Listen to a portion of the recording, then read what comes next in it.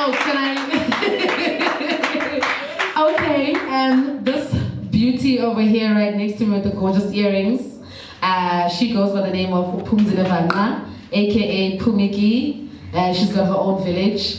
She's the girl next door, typically because so I guess it's Dlamini, and she's my neighbor. Phum is my neighbor. We all neighbors, so we go by her like that. The mic is yours, Queen. Yeah.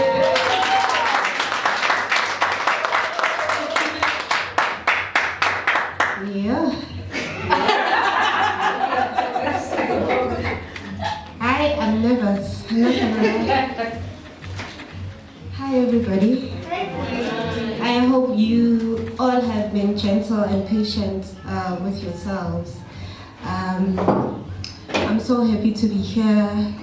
I think I have been asking for this platform. Now it's here. Now I'm like, yo. Yeah. The things we ask for, they just arrive. Yay, yo. Okay, can I just stand here? Yay, and the reason why I'm asking to stand is that for the past 30 something years, for the past 30-something years, I have been dimming my light and making other people warm at the expense of my authenticity. So today I'm going to introduce myself. A lot of people know me as Ujudi. Ujudi was a character that was created by people's perception. And Ujudi is the one that conforms to the ways of the society. Lomelana Phumzile Vanqa, the founder of Phumiki village, and the reason why I came up with the concept of a village is because in the village, everybody is treated equally and there are no labels. We approach each other with curiosity and kindness. So yep, that is me. Nia Papa. It's enjoyable. And for the past 30-something years, I have been living with major depression and generalized anxiety. And as the MC has said, we tend to, we have this perception, which is easy for they are not for us. And we tend to judge and we tend to label. Yes, I am unstable. We are all unstable. Don't judge.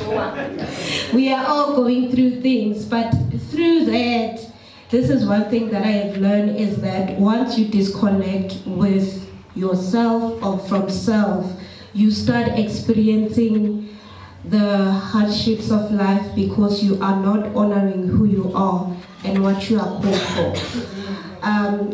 Because for so many years I have been living a life according to someone else's perception. I found myself in a corner where I was diagnosed and I needed to disclose that I have major depression and generalized anxiety, and which was not received well.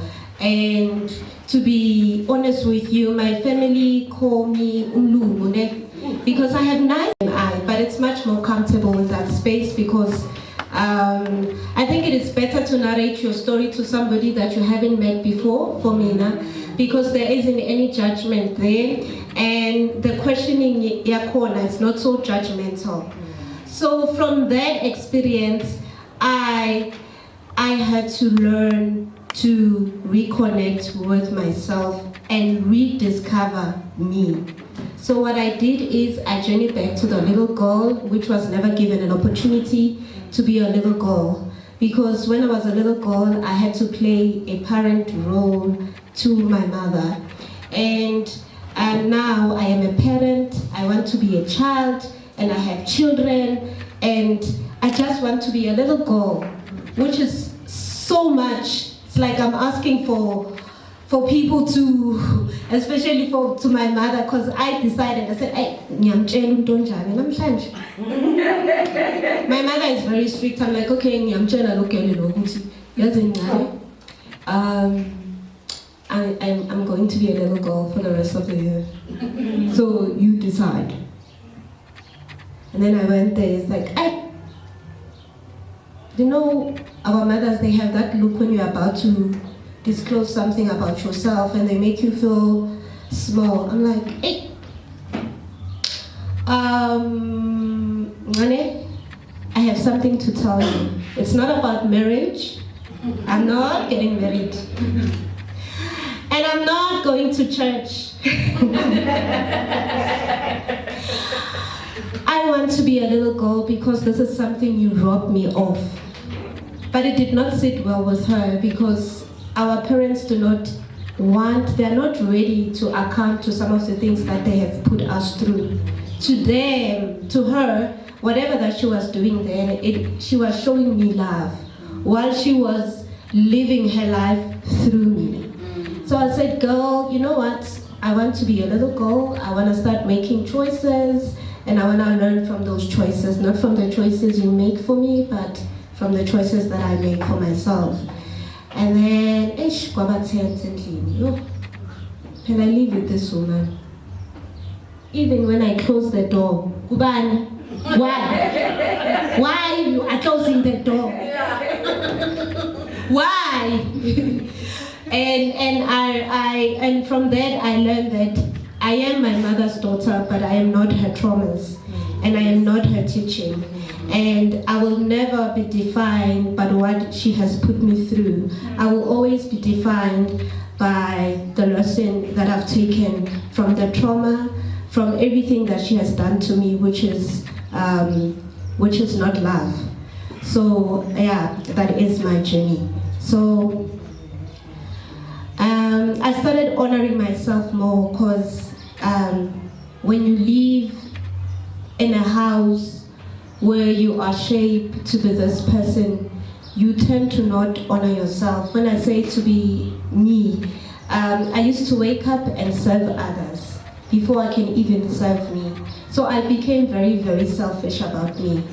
Even now, I would wake up, even if there's an old woman visiting our house, I would not wake up and serve her because I know what that has done to me. It has made me resentful for serving other people because at the end of the day, I become very exhausted, drained, and I ended up not liking the idea of serving people because now I need to serve them at my authenticity's expense. So now I learn to serve me more. Meaning every day, I know it's not an overnight thing, every day and I wake up intentionally. And the intention of the day depends on a day. Like today I say I am going out there nervously and I am going to share my story. And it's going to touch people's life. And people, if you are in the darkness, let me be your light. If you are not sure of where you are, let me be your clarity. If you haven't found your feet or you feel restlessly, let me be your ground. Let me keep you grounded. And yeah, that's my intention. So I wake up with an intention. And the intention from the first day was to serve me and then the others. So at first I did not understand the intention because I have children. When I wake up in the morning, I need to prepare my daughter. And that is my mother. I need to make porridge for her, and yeah. So I needed to squeeze myself in between my daughter, my mother. Then I decided 30 minutes before my daughter wakes up, or before I prepare her, that time is for me. So I sit with myself in Bedeni and I ask myself these questions. How are you feeling today? How are you? Do you still remember your dream? Are you okay? Are you ready to show up to the world? Are you ready to show up as you, not as someone else? These are the questions I ask myself every day. And then I get out of bed, and when I get out of bed, I share a bedroom with my mother. Immediately, mother needs on iti. No good morning. No good morning. You know, my mother, I don't know, maybe, I don't know, but she has this thing, even when you say to her, I love you, sharp, sharp. I love you, girl. Sharp, sharp. So, you know, her responses, they are making me more aware of the things I say around my children and how I treat myself around other people. And this, her, my mother, I've noticed that she's a generation that was never taught how to love and to be loved. She's a generation that was taught to serve. So most of the things that I say to her, she will not relate to them. And there's nothing wrong with it. It's okay, it's her. She has lived her life, and it's time for me to live my life. So once you feel very disconnected with yourself, please note today, I am not a doctor, but I'm saying this from experience. Firstly, you will have denial. Denial in what sense? Denial in a sense of, I always wanted to prove that I'm worthy of my mother's love. So me learning that this woman does not recognize the value. I was very denied. I pushed myself, I push, up until I had a lot of rage. And then it was anger. And then it was depression. And then after depression, it was love, because I needed the isolation. So what you all need to understand that if anything has to happen to you that is insignificant, you need to be isolated, because there's so much noise going on in the world. And you need to lean back, not lie on your back, but just lean back a bit and just ask yourself, was I really meant to live this kind of life? Because now I am made in God's image, but I'm experiencing suffering. I'm not even experiencing love. When am I going to feel love or experience love? That's when I tap into myself. And that's when I experience love. Like, I love me now. And I'm not even afraid to tell you guys, ngiyazithanda Shem. Ne boyfriend ethi hi, I love you. I'm like, hey, not to ukudlula mina. Awungidluli mina ngiyazithanda Shem. Ngiyazithanda and futhi ngiyasihlonipha. And the respect comes from me having to bend myself so that other people can be warm.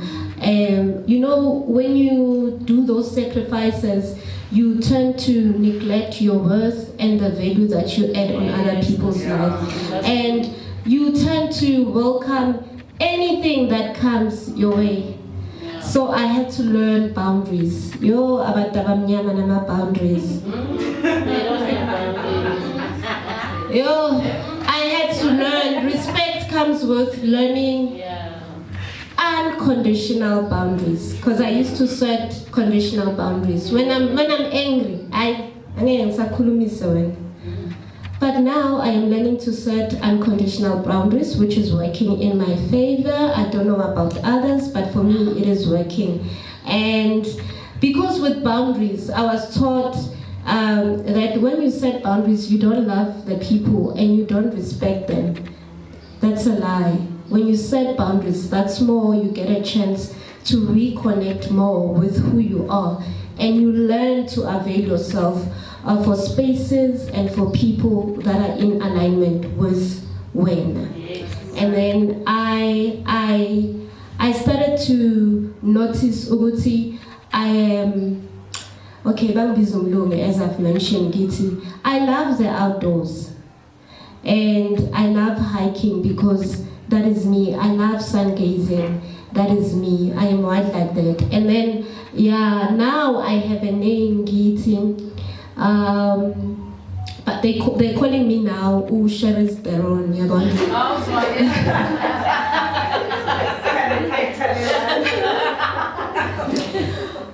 they're calling me Shelley's Theron. I didn't know up until 2 weeks ago because there was a group that was created, and hey, yeah, and then the group again is for us, you know, like families. December, we like to embrace that family over everything. And yeah, so before they added me, they had a discussion. Wow. Are we going to invite to Shelley's Theron, Ganja? Yeah, but so my other cousin who's very close with me said, "Hi, go, Shelley's Theron. We are sending you invitations. Why am I pendulum?" I'm like, hey. Shelley's Theron. When? Please accept us. I'm like, no, man, I am not gonna accept. You see, you've been doing things wrong, and I mean, I'm not studying over with you guys.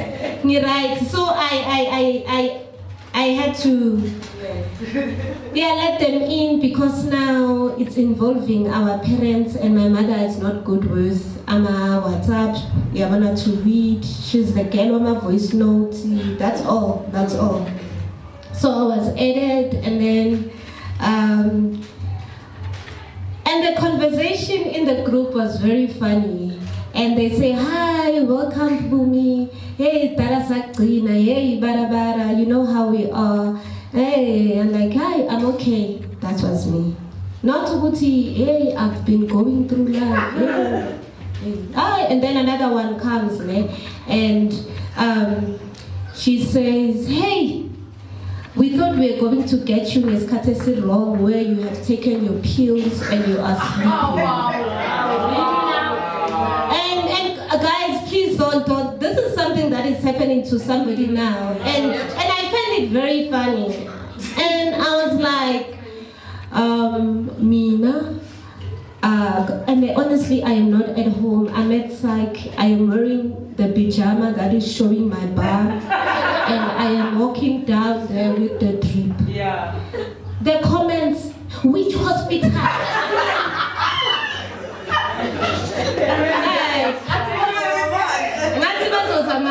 I'm like, I am at home, guys. I am not taking the pills. I'm gonna take them on the 25th because I really need strength to deal with you guys. I honestly need the strength. And the thing, why I'm telling you this story is that some of us have disclosed sensitive or fragile issues about ourselves in spaces that are insensitive, and we need to be very mindful that other people will not understand your journey as you understand your journey. Some things are not meant to be taken personal. You need to understand that some people, they project through speaking, through action, and through writing. So I'm learning that they still have their own journey to embark on. It's not my baby, it's not my monkey. They will. So I'm closing now. Please, since it's December, and I know we all love family, over everything, family. But guys, please make sure that you avail yourself in spaces that ignite the life within you, that reminds you of who you are and what you are called for. Please start availing yourselves for you, not for anybody, because we tend to expect that from someone else, not from us. So this December, when you go out there, or even after this conversation, learn to avail yourself for family. Not family, family. Yeah, right. So I'm gonna pass the mic to this beautiful, vivacious. Cream to the cream. Yes. My lady. And she will tell you her name. Oh, can I forget? It's no. Thank you, Shelley.